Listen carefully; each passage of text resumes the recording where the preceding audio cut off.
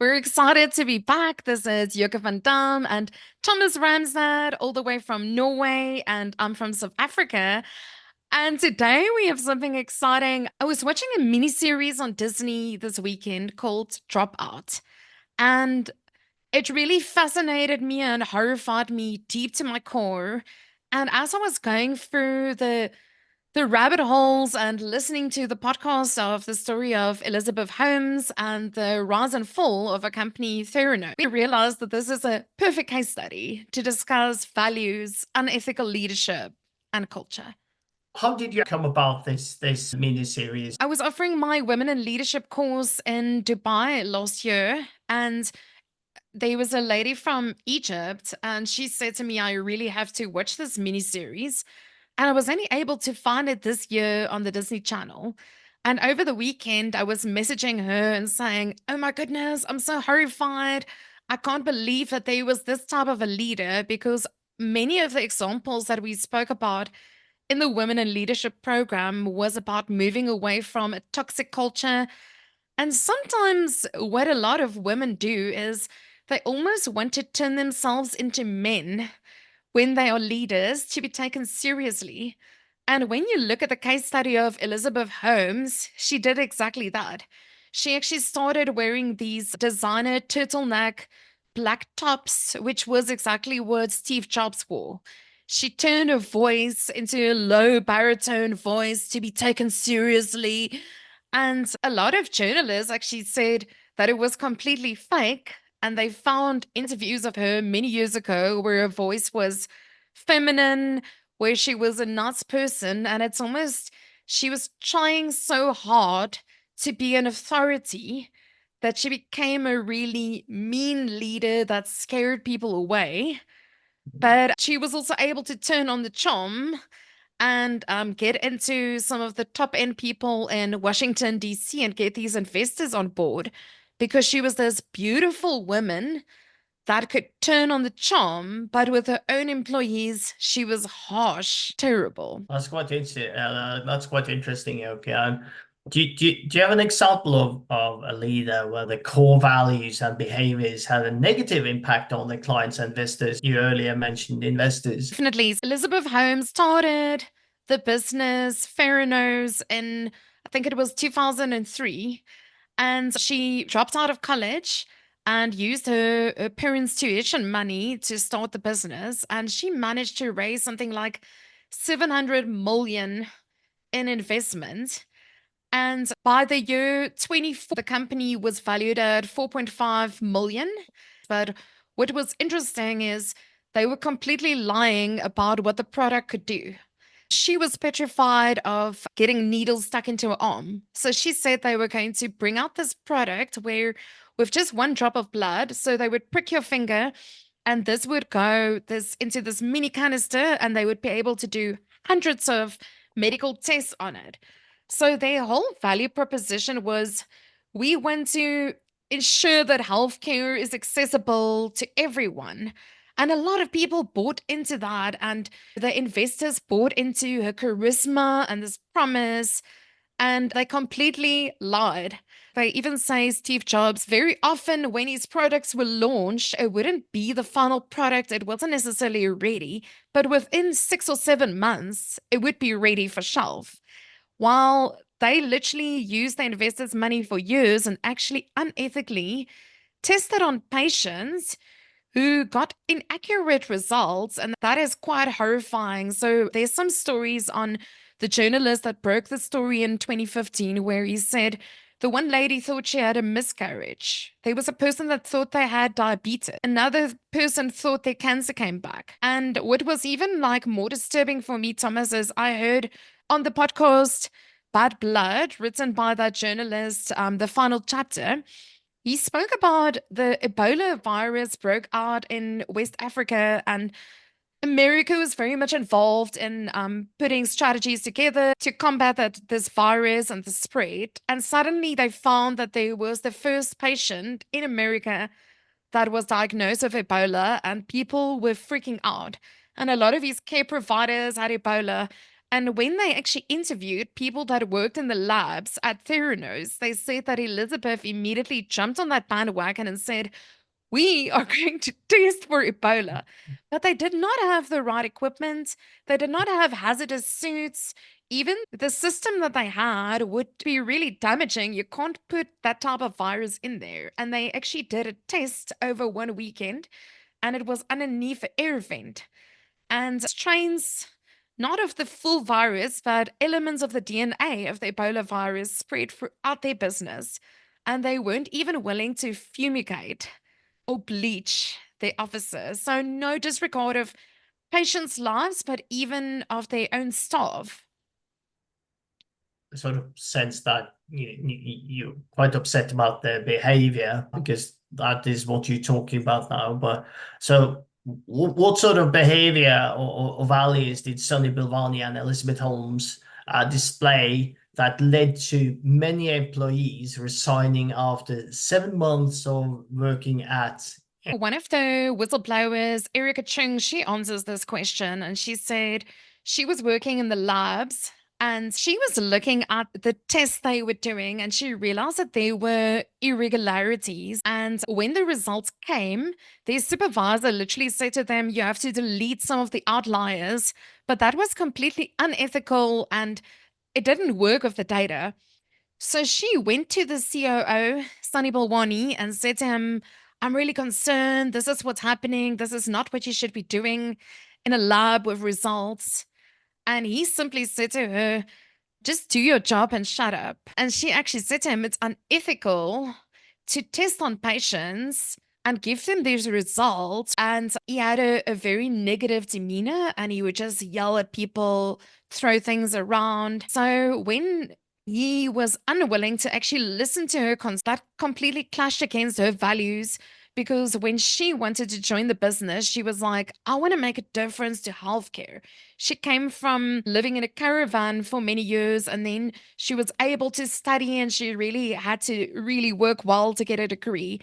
And to only get into business and to hear that people were unwilling to actually care about the core value that she had about patient care, that it was a complete value clash, and that they were unwilling to fix it or do anything about it. So, between her and so many of the other people that were also interviewed on the Bad Blood Final Chapter podcast, a lot of people said they were otherwise fired. So, either the moment people started asking too many questions or pushing back, it was this kind of fear based culture like jump, you should just say how high, not like, is this ethical? Is this good? Is this the right thing? So that was definitely one of the reasons where there was a core value clash, why people resigned. But also, what was quite hectic is one of the original co founders, Ian, who was on most of the patents for Theranos, he had so much stress because there were so many legal lawsuits and people that were wanting him to speak up against the company that he actually committed suicide. So people started noticing that if people are actually either quitting, resigning, or dying, this is not the type of place you want to work at. So when people talked about the time they worked at Theranos, how do they describe that culture? Very toxic. They were really insane with security. So they were monitoring people's emails, they had cameras up everywhere. They also didn't allow people to work together. So they were all in silos. So different departments weren't allowed to talk to each other. Certain labs were cut off for just a select few. They had this whole thing where you have to sign an NDA before you start at the business, but also when you leave.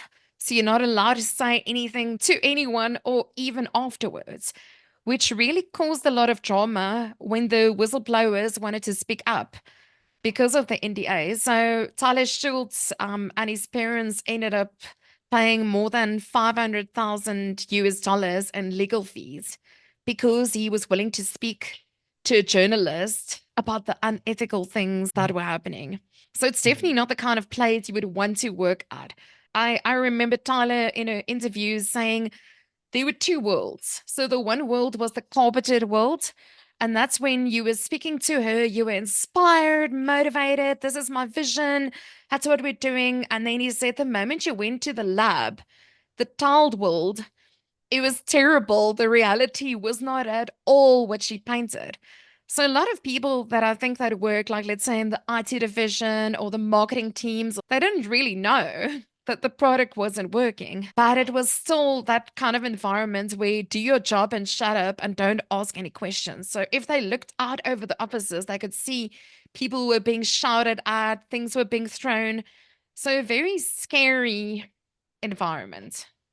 What is quite interesting here is that the Theranos it started off with a very sort of noble reason for existing. They really wanted to help people, but ended up with something close to evil. And was it the type of place that you would recommend others to work?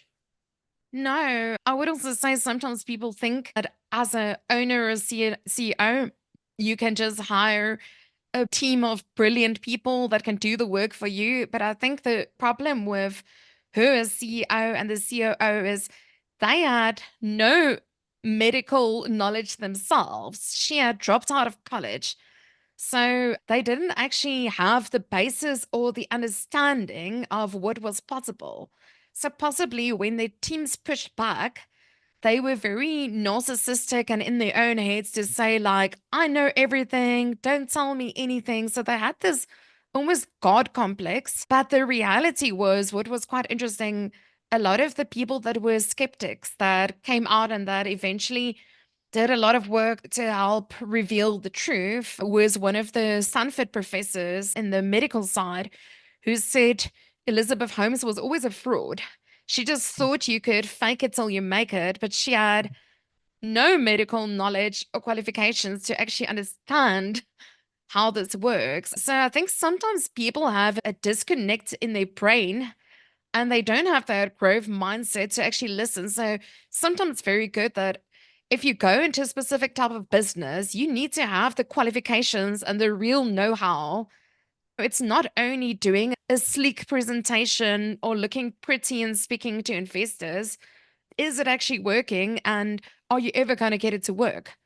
What also happened to Elizabeth Holmes was that she was perceived as a messiah, a sort of a god, Savior. and she was put on a pedestal, front page of Times, a very Steve Jobs lookalike. When people sort of tag along the train of jubilation, it's down the rabbit hole. It's very difficult to see all the bad things that happens, all the red flags. And two of the whistleblowers, Tyler Schultz and Erica Chang, spoke about the culture of secrecy where employees weren't allowed to speak about what they were doing, even to each other.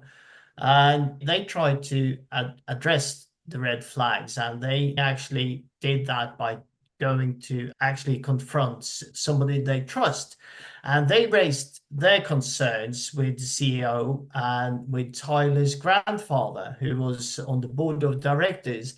And they thought to see somebody they could trust and somebody they could talk to and discuss this. But the op happened. What's happened, Yoki? His grandfather, George Shultz, was a former head of state, but quite a older man. And a lot of people have tried to analyze why did he behave in the way that he did, and why did so many of these billionaires or these people that were on a board of directors, why did they not see through her lies and deception? And a lot of these guys were white men, really old, and she came across as this young, intelligent, beautiful woman that would woo them and make them feel important. So she actually used her feminine energy in a very negative way because George Schultz wouldn't listen to his grandson. He simply said to him, I don't believe you. I don't think you actually have the knowledge to answer this question. And finally, when everything came out, when the Wall Street Journal articles came out, and later on, when their labs closed down due to regulations that forced their labs to close down, only long after that did he say to his grandson, once nearly on his deathbed, that he was shocked and hurt that he'd organized for Elizabeth to go and speak to people in the army, and she literally stood up in front of these thousands of people that are giving their lives to their country, and she lied to them Mm, about how her technology could help them in the battlefield, whether it's Afghanistan or wherever.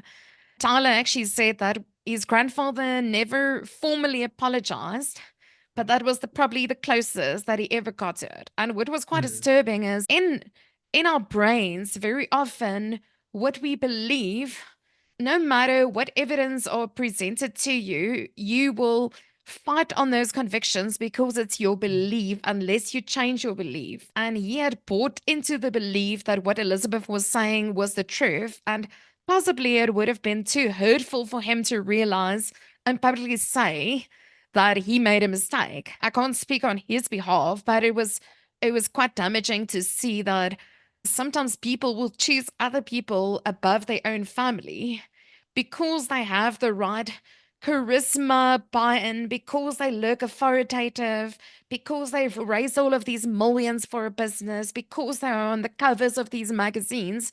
That obviously meant more to him in terms of her credibility. That was quite shocking that the media created this hype and pure image around her, and meanwhile she was a complete fraud. So that's quite disturbing. And I think the damaging thing there from a female entrepreneur perspective, what I've seen is that there's a lot of commentaries saying that female entrepreneurs that are seeking investment at Silicon Valley are now really struggling due to what she did, mm. because she had used her feminine energy in a manipulative way, and now other women are getting the brunt of that.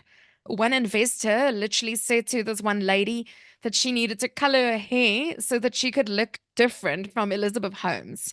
So you can see that that whole image had actually um, infested into people's minds into also creating a negative image around female CEO entrepreneurs.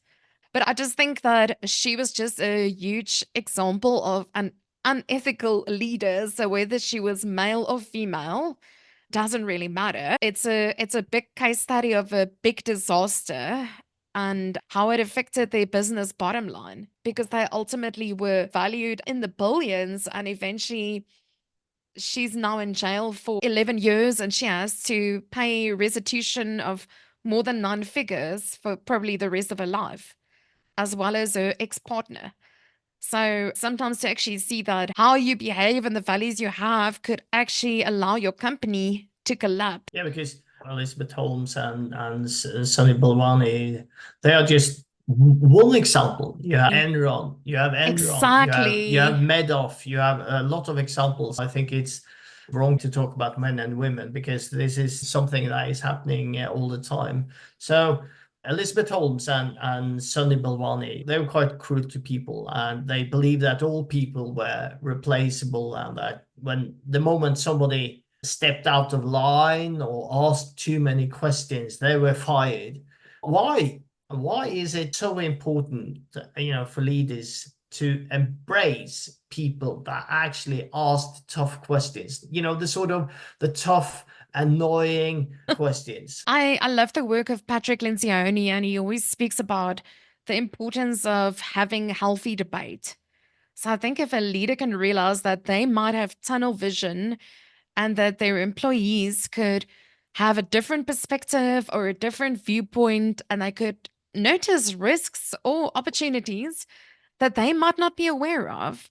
And I loved what Erica Chang said in a TEDx talk. Why is whistleblowing the exception and not the norm, that a person needs to speak up when something's wrong, where people almost frown upon it? Why did someone come out and say that something's wrong? But if you had to actually calculate the amount of people that lost their jobs, the amount of money that investors lost, and never mind the anxiety, the person that committed suicide, and all of the employees that were fired or resigned in those more than 10 years that they were in business, you can actually see that it was a very damaging situation.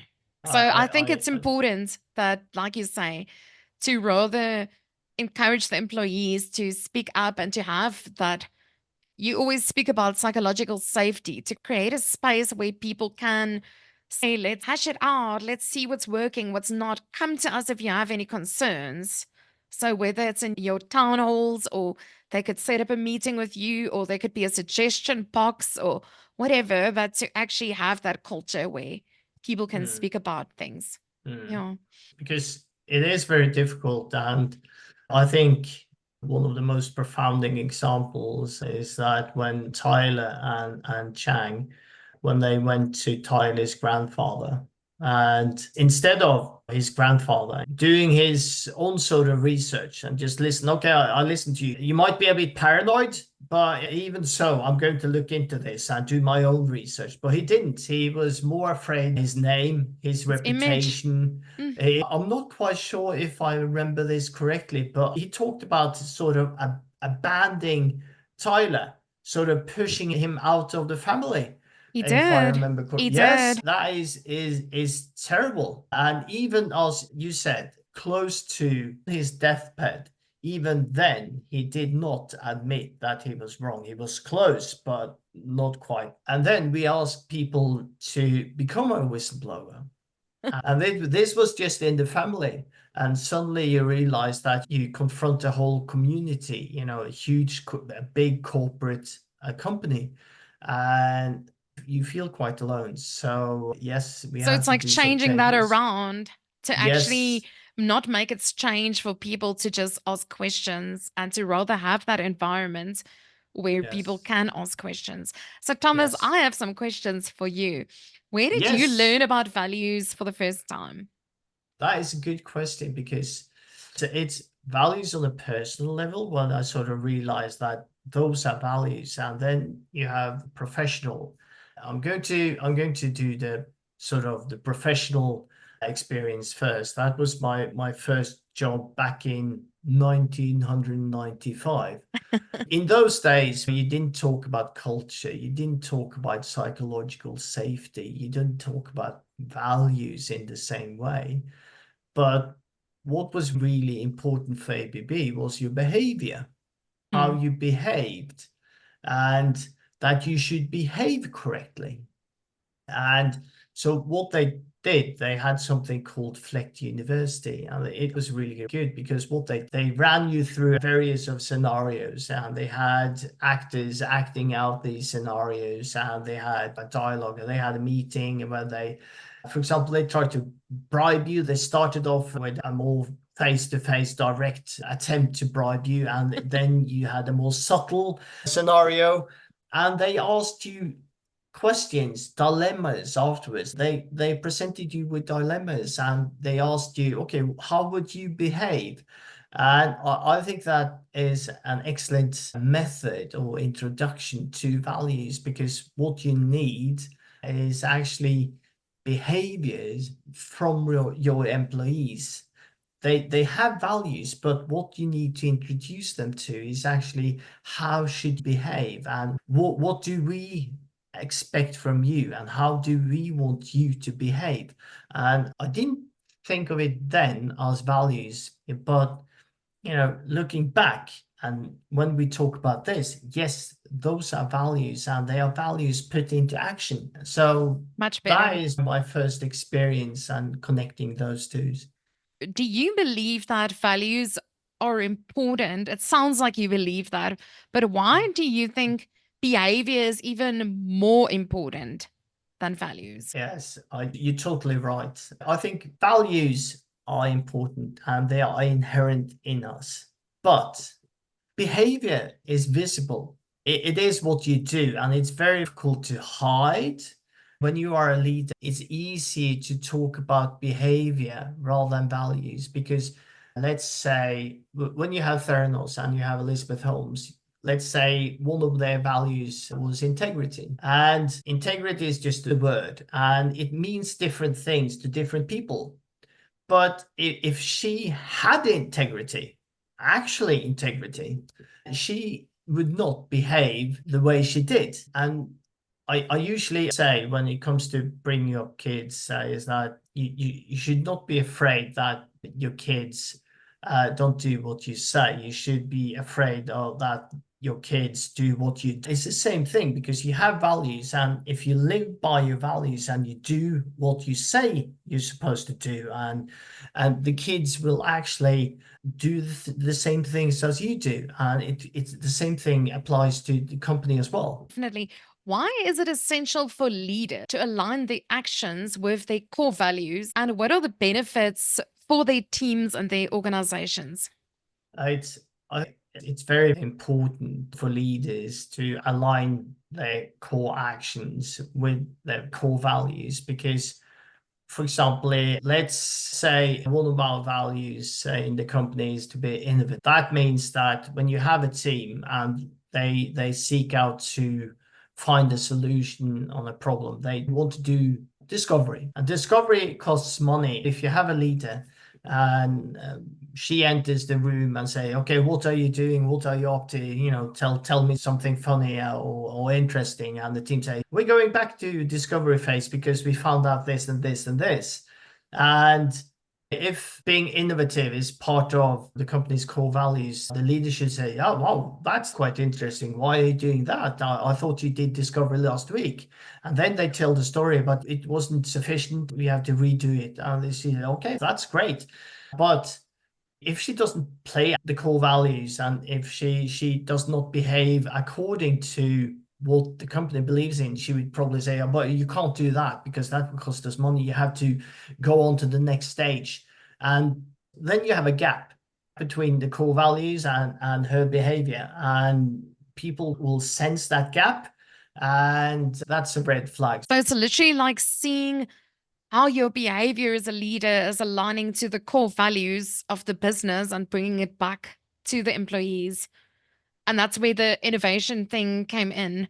And it's interesting. I was thinking of Elizabeth Holmes again when you were talking about her values and her behavior, and you were talking about the example of integrity. The kind of thing she did was she was always flying with a first class plane or private jet. She paid for all of these hectic legal fees. She had a monthly publicist that was publicizing her image. She only wore designer clothes. So if I had to look at that, I would say one of her core values is image, money, wealth, and not integrity. You know what I mean? And even when they had to pay the fines and when all of the bad things came out, it was really hard for her to not fly in a private jet anymore, to offer up the really expensive offices where the company had paid for all her expenses, a mansion that she was living in. She had drivers, so many assistants. So it was about enabling her own life, not really about enabling the lives of. So that's where the disconnect of values, where you can actually see if you're actually looking at this person, do they actually really care about that thing that they say they care about? What are they spending their time and their money and their effort? I have another question for you. What are the potential pitfalls of ignoring or compromising personal or business values as a leader? I think that when you have values and you have behavior, your employees or your family members or your friends, and you say to people that these are my values and you talk strongly about them. And if they sense or experience a behavior that is not aligned with your values, there will be a gap, there will be a delta. Something does not align, and people will start thinking, okay, but this person is not telling the truth. She's telling Ugly. this story and she's not behaving accordingly. And what will happen is that you will have people have trust in you in the beginning, but that trust will disintegrate. It will vanish and you will lose them. And what happens with friends is that they will distance themselves from you. At the workplace, people will be a sort of a bit bewildered. They will stop listening to you. They will not be as efficient. And if you say these are top three priorities, they will stop listening to you and do something else. And you will sort of lose the company. You will lose your people. And And that's exactly what happened with Elizabeth Holmes. The yeah, irony is in In that podcast interviews Bad Blood, the final chapter, one of the Yeah. employees that used to work in the lab, she said if they had known half of the things that Elizabeth was promising investors in terms Mhm. of we'll get an Ebola test or whatever, they would have just rolled their eyes and said like, yo, whatever. We don't even have biohazardous suits. The testing equipment is not even safe. We don't even have goggles, or eye protective things. So there was a huge gap between what she was saying and the reality, and where her own people didn't end up trusting her. And that's why people ended up resigning and Yeah. losing that And business. I worked at a company quite recently as well, and one of their values was being humble. And we hit sort of an iceberg. And the first reaction from the leadership and the CEO was attack. It was just out in the media and just like a forensic attack on the authorities. And that was not good. And a lot of people reacted to that because it was not about being humble. It was not showing any integrity, openness, quite the opposite of all the Or values that the company apologizing, has. or Exactly. apologizing, or saying, we're sorry, we made a mistake. Like it Yes. happens. Yes, of course. So the easiest thing is just to shut up, just be quiet and do your research. And that's the thing that Tyler's grandfather should have done as well. Just, okay, listen. I don't quite believe you, but I'll listen to what you have to say and do my own Do research. your own It's, research. Love that. yes, exactly. And instead, it just chopped off Tyler's legs and just left him to bleed. It's terrible. Yeah, it's not the right thing to do. So let's just summarize some of the core lessons that we discussed here today with Thomas. We spoke about the case study of Elizabeth Holmes and Sunny Balwani of the rise and fall of Theranos, and we looked at various things like how was there a disconnect between the leader's values and behavior, and how did that lead to a toxic culture, to staff resigning, and how did they, because of their lack of core values, actually lose more than 700 million in investors' money, lose more than 800 jobs, and ultimately land up in jail for 11 to 12 years each. So we hope you've enjoyed this podcast with us today, and we look forward to many more because we love this topic around cultures and values. And I know that Thomas has a lot more to talk about it.